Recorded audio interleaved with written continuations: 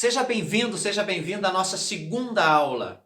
Primeiro eu quero agradecer você que respondeu o e-mail, que deu a nota para as suas emoções e sentimentos, que preencheu aquela análise e mandou para mim. E junto da resposta por e-mail, me vieram muitas perguntas, mas fica tranquilo, que no decorrer dessa aula, muitas das suas dúvidas, ou talvez todas as suas dúvidas, serão esclarecidas. Porque hoje você vai entender por que você é como é. Por que as pessoas são como são, tão diferentes de você? Por que as pessoas sentem como sentem, pensam como pensam, agem como agem, reagem como reagem, são como são? Por que as pessoas têm comportamentos tão diferentes, sentimentos tão diferentes, emoções tão diferentes umas das outras? Você vai entender por que os práticos, rápidos, objetivos se estressam tanto com quem é lento. Você vai entender por que os mais lentos têm tanta dificuldade de compreender a praticidade, a velocidade dos mais rápidos. Você vai entender também por que os mais sentimentais, as pessoas mais sensíveis, têm tanta dificuldade e ficam tão magoados apenas com o jeito de falar de quem é prático. E você vai entender por que os práticos ficam incomodados com as pessoas mais sensíveis. Mas calma aí, vamos por partes. Para que fique tudo muito claro para você, nós vamos ter que falar um pouco hoje sobre filosofia e também sobre neurociência. E para conseguir aplicar a filosofia e neurociência na aula de hoje, eu fiz esse desenho maravilhoso antes da aula começar, porque já deu para perceber que eu tenho um pouco de dificuldade de desenhar, não é? Mas não se atente aos detalhes do desenho. Preste atenção no que eu vou falar. Talvez você, por ver esse ser humano com o pino de centro quebrado, esse ser humano torto aqui, talvez você já esteja se incomodando. E isso pode ser um indício de algumas emoções que você vai entender. Hoje nós vamos falar sobre a influência das emoções no teu padrão de comportamento. E quando eu falo de influência das emoções, eu estou falando da troca de influência das emoções, que acontece todos os dias, você queira ou não. Desde que você acorda até quando você vai dormir, todos os dias você está influenciando ou sendo influenciado emocionalmente falando.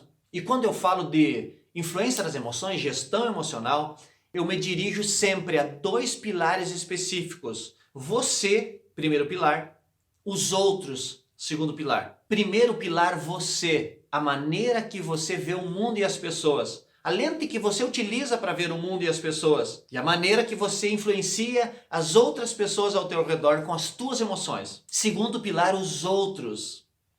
De que maneira os outros veem o mundo e você e as outras pessoas. E de que maneira eles influenciam você e as outras pessoas com as emoções deles. Qual a lente que os outros utilizam na sua individualidade para olhar para o mundo e as pessoas. E só quando nós entendemos tudo isso, só quando você tem claro a diferença entre as pessoas, que você tem condições de ter gestão emocional. Há um tempo atrás foi feita uma pesquisa onde foram investigados mais de 180 líderes globais. Preste atenção, você que é líder. Inclusive, essa pesquisa deu origem a um livro do Daniel Goleman, o pai da inteligência emocional. Nessa pesquisa, foi observado que esses líderes, os mais de 180 líderes, tinham 5 pontos em comum muito bem desenvolvidos entre eles, que eram autoconhecimento, autocontrole, empatia, automotivação e inteligência social. Mas eu não vou falar dos 5 pilares para você hoje, porque o mais relevante para nós nessa aula são os 2 primeiros, autoconhecimento e autocontrole. E se você está prestando atenção de fato, você já deve ter observado que foi falado autoconhecimento e autocontrole. Não foi falado autocontrole e autoconhecimento, porque sempre virá autoconhecimento antes de autocontrole, porque impossível ter autocontrole sem ter autoconhecimento. É por isso que existem muitas e muitas pessoas no mundo, na vida, nos dias de hoje, buscando por autocontrole e não tendo sucesso nessa busca. Porque autoconhecimento é conhecer as suas emoções e sentimentos. E autocontrole é saber lidar com as emoções e sentimentos, ou seja, desenvolver domínio sobre essas emoções e sentimentos. E como você poderá desenvolver domínio sobre algo que você não conhece? Como que você poderá controlar o desconhecido? O meu objetivo aqui é contribuir para que você entenda a necessidade de se conhecer, a importância do autoconhecimento.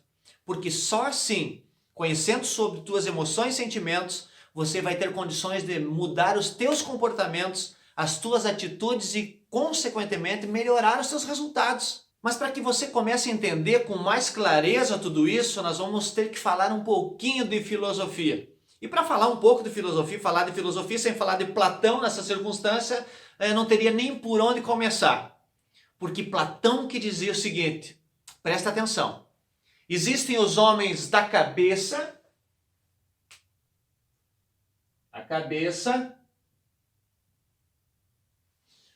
os homens do coração,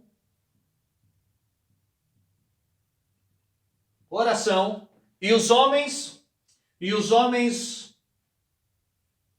do ventre. Os homens da cabeça são os mais planejadores, os idealizadores, os mais analíticos. Os homens do coração são os mais emocionais, os homens mais românticos, os que gostam de estar conectados com as pessoas, os que não vivem sem as outras pessoas. E os homens do ventre são os homens da ação e reação. São os homens que ficam irritados com o planejamento, a demora em executar que tem os homens da cabeça. Porque os homens do ventre são práticos, rápidos, objetivos, determinados, ágeis. E se incomodam também com a sensibilidade dos homens do coração. Porque eles falam, nossa, são muito mole mesmo. E os homens do coração ficam tão sentidos com os homens do ventre, porque eles, só no simples modo de falar, aquela praticidade toda, os homens do coração chamam isso de grosseria. Mas o que Platão queria dizer com tudo isso? Platão queria dizer que existem 3 centros de inteligência.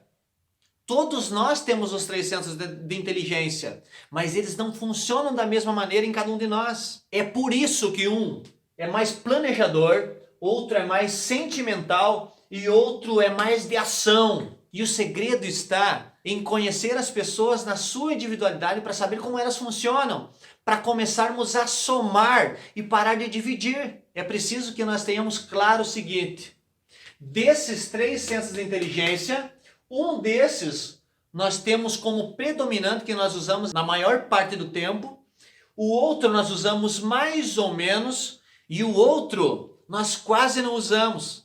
E é aí, nesse centro de inteligência que nós quase não usamos, que moram os nossos principais desafios. No nosso centro de inteligência reprimido. Mas isso não é apenas filosofia de Platão. Isso também é neurociência, e nós temos que falar um pouquinho da neurociência. O neurocientista Paul MacLean, também há um tempo atrás, criou a teoria do cérebro trino. Ele provou para o mundo que nós temos 3 camadas cerebrais. E as 3 camadas cerebrais em nós funcionam da seguinte maneira. Os homens da cabeça usam com predominância a camada cerebral superior, o neocórtex cerebral.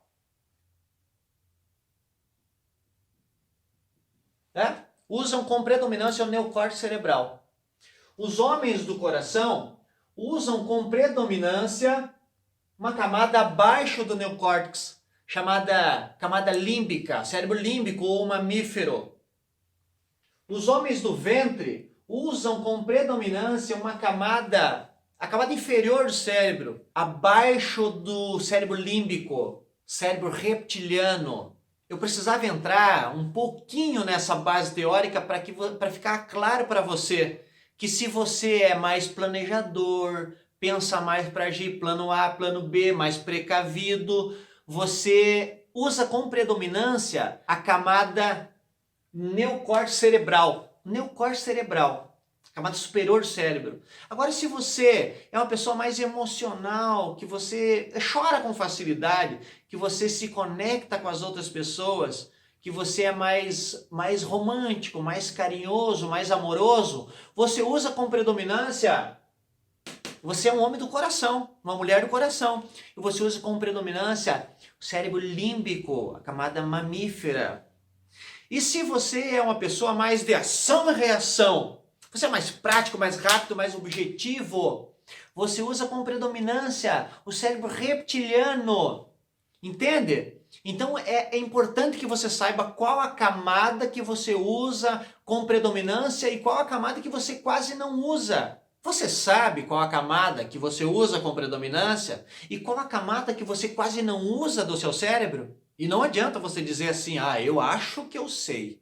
Eu acho que eu sou um que usa mais o cérebro reptiliano, mais o límbico, o cérebro, o neocórtex cerebral. Não, você precisa ter certeza disso, porque senão você vai estar sempre agindo no eu acho que eu sou isso, eu acho que eu sou aquilo, e você não terá assertividade nas suas ações. Deixa eu ajudar você.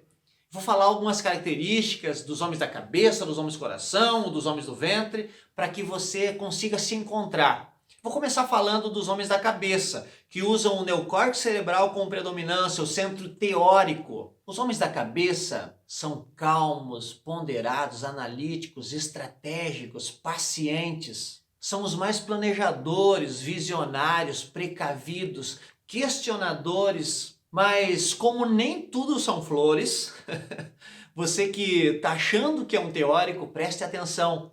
Porque quem é paciente demais, quem observa demais, questiona demais, se é precavido demais, planeja demais, analisa demais, acaba se tornando uma pessoa indecisa, insegura, preocupada, ansiosa. Acaba se tornando uma pessoa mais lenta, mais devagar, desorganizada, burocrática, desconfiada e controladora. Será que você é assim? Vou te falar agora das características dos homens do coração. Estou falando homens do coração, mas mulheres do coração. Tá? As mulheres de homens do coração que usam com predominância a camada cerebral límbica, o cérebro mamífero, a camada mediana do cérebro, que usam com predominância o centro emocional. Nós vamos encontrar aqui pessoas mais sensíveis, as pessoas mais alegres e empolgadas, as pessoas mais carinhosas, entusiasmadas, prestativas, solidárias, as pessoas mais carinhosas,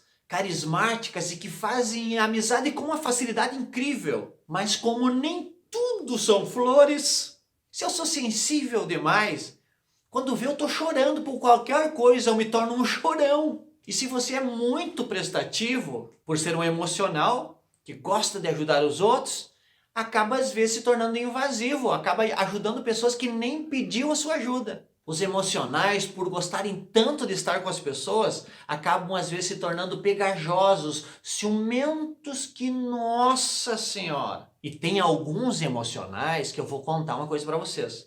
Tem uma variação de humor incrível. Tá bom, tá ruim, tá bom, tá ruim. Tudo isso em questão de minutos.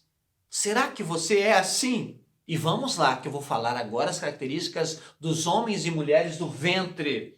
Os homens e mulheres que usam com predominância o cérebro reptiliano. Os homens e mulheres que usam o centro ativo com predominância. Aqui nós encontramos pessoas práticas, rápidas, decididas, diretas. Aqui temos pessoas mais ousadas, mais determinadas, mais imponentes. Mas como nem tudo são flores, se eu sou direto demais, se eu sou objetivo demais, se eu falo tudo o que eu penso, eu acabo me tornando um grosseiro, um mandão, autoritário, prepotente, muito exigente. Às vezes me torno teimoso e inflexível. Será que você talvez seja assim? E antes que você me pergunte, tá, Eliomar, mas qual que é o melhor desses três?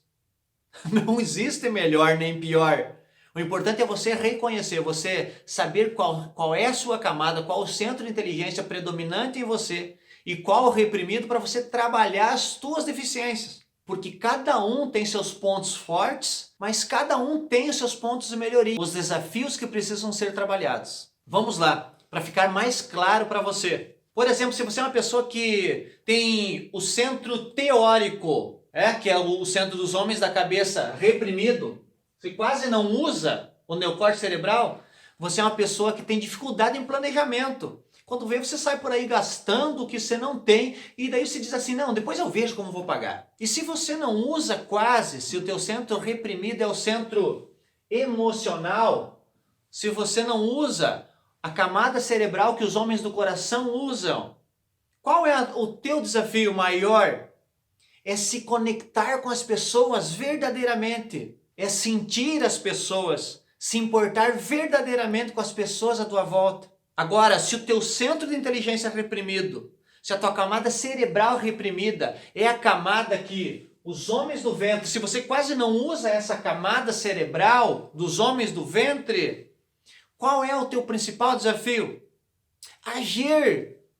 Daí, você talvez sinta as pessoas, talvez você planeja, mas não age e as coisas não saem do lugar. E aí você sente que patina na vida e parece que está sempre estacionado, as coisas não acontecem. Está entendendo a importância de você saber qual é a tua camada cerebral predominante e qual é a camada cerebral que você quase não usa? Saber a camada cerebral predominante é você tomar consciência de tudo que você tem de bom para você potencializar ainda mais tudo isso. E tomar consciência da camada cerebral que você quase não usa é tomar consciência dos seus pontos de melhoria para trabalhar os teus desafios. E talvez você esteja com vontade de me perguntar, mas Eliomar, o que tem a ver os 3 centros de inteligência que você está falando hoje com as emoções que você falou na aula passada? Tudo a ver, porque cada centro de inteligência que nós falamos hoje recebe influência de emoções diferentes. Tá aí a explicação do porquê que você precisa saber qual é o teu centro de inteligência predominante e qual é o teu centro reprimido e quais são as emoções que influenciam o teu centro de inteligência. E aí sim, você vai ter condições de dominar as suas emoções e conseguir a tão sonhada gestão emocional. Mas conforme combinamos, você sabe, né? Nós temos mais uma aula. E na próxima aula você vai entender o que tem a ver as emoções, os centros de inteligência, com as tuas crenças, as crenças limitantes e como é que foi construído esse sistema de crenças que existem em você. Por que é que você acredita naquilo que acredita hoje na vida que você leva? Então fica de olho no teu e-mail, porque na próxima aula a Denise vai estar aqui explicando tudo o que você precisa saber sobre crenças limitantes. Um super abraço e até mais!